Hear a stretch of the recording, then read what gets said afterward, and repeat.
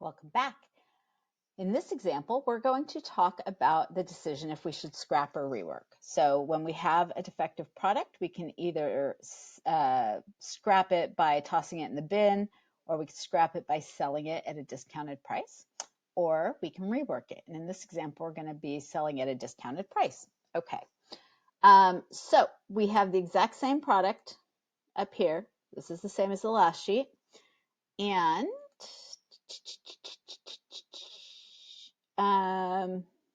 except we've added admin. Okay, that's all right. We don't need it. All right, so we also find out now that we have a defective part rate of 10%. If we sell it for scrap, we can get $4. Or we can rework it. So if we do the rework, then we will have incremental costs. You remember us talking about incremental costs? We have incremental costs of $2.20 per unit. Again, we don't need to add fixed costs because we've already used up all of our fixed costs or allocated all of our fixed costs to this product, whether or not we scrap it or rework it.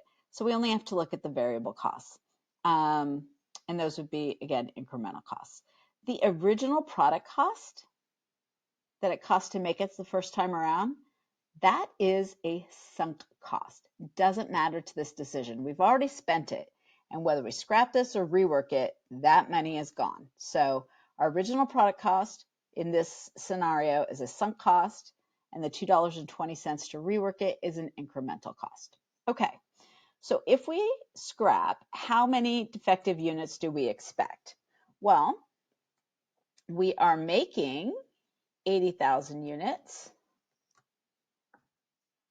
80,000 units.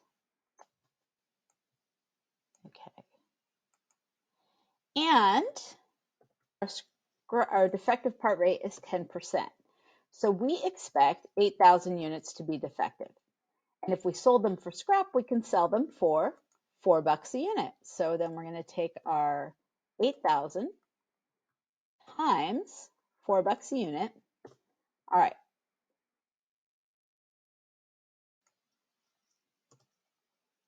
Okay.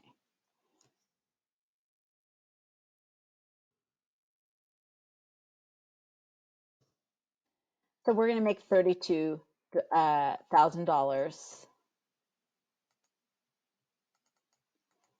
if we just scrap it. All right.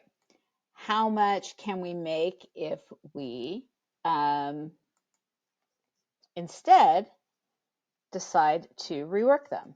All right, so we're still going to have 8,000 defective units, because we're making 80,000 and we expect a defective part rate of 10%.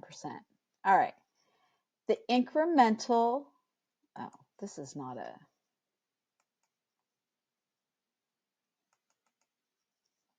I need to change these. This is going to make me crazy because those are dollars, they're units.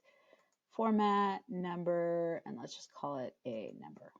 Okay, get rid of those zeros. Sorry, I should be doing this on my own time, but I'm going to waste your time. All right, so 8,000 defective units. Our incremental direct materials is the number of defective units that we would rework times the cost to rework. It's going to cost us an additional 80 cents per unit, or an incremental cost of 80 cents per unit. Also to rework, we are going to need to invest an additional $1 per unit in direct labor. So we have incremental direct labor costs of 8,000. Our variable overhead is going to be 40 cents per unit is the amount of incremental variable overhead times our 8,000 units. So our incremental cost to rework these 8,000 units is going to be 17,600. And we can add the dollar sign here now. Okay. If we're able to sell those 8,000 units at full price, it's going to be 8,000 times, we said we're selling these for $10 a unit. We're saying, where'd you get that from? We went up here and we're selling 80,000 units for 8,000. or 800,000. So if we just do a quick multiplication, then we know we're selling for 10 bucks a unit if we sell it for the price. Okay. So we will make 80,000 minus our incremental cost of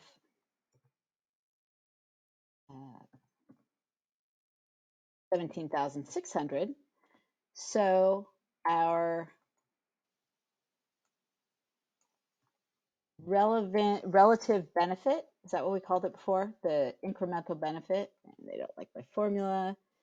Okay, so let's get rid of this formula and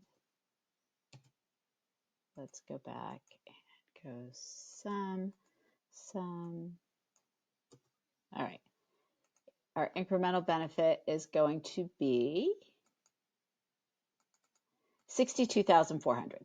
So we've got this 8,000 defective units. We could sell them for scrap for 32,000, or we can rework them for 62,000 and make 62,400. Hopefully you're saying, gosh, we should probably rework these. And you would be absolutely right. That's going to make us more money.